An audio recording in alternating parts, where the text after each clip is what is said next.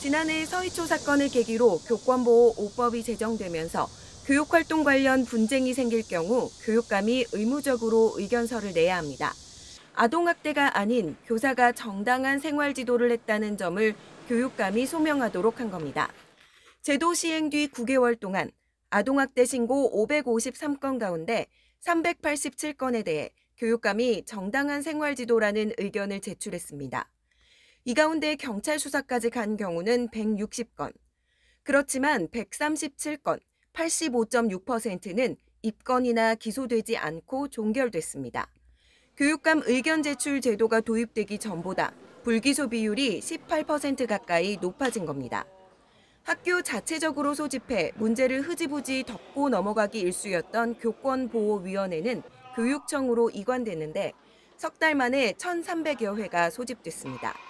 학부모에 대한 조치도 2배 늘었고 관련 고소 고발 건수도 증가했습니다.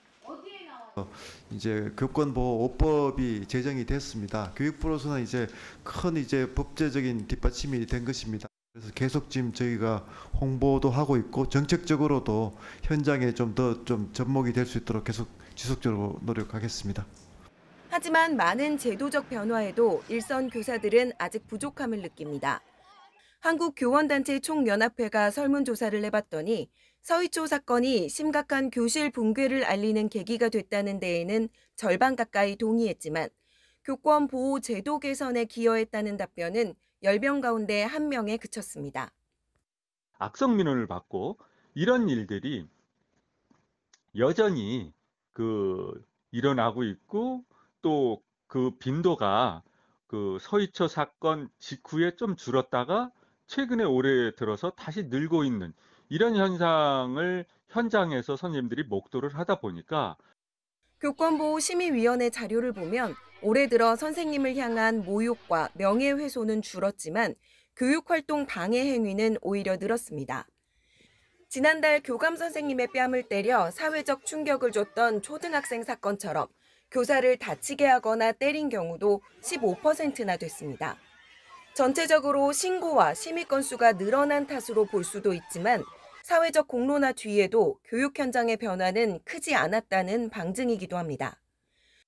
교육부는 정서적 아동학대의 개념을 구체화하는 내용의 아동복지법 개정안을 논의하고 있습니다. 교원단체들은 여기에 더해 무고성 아동학대 신고를 남발하는 학부모에 대한 처벌 규정을 마련해달라고 촉구하고 있습니다.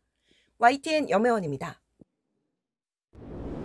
지금 바로 구독을 눌러보세요. 실시간 뉴스, 긴급 속보, 심층 분석까지.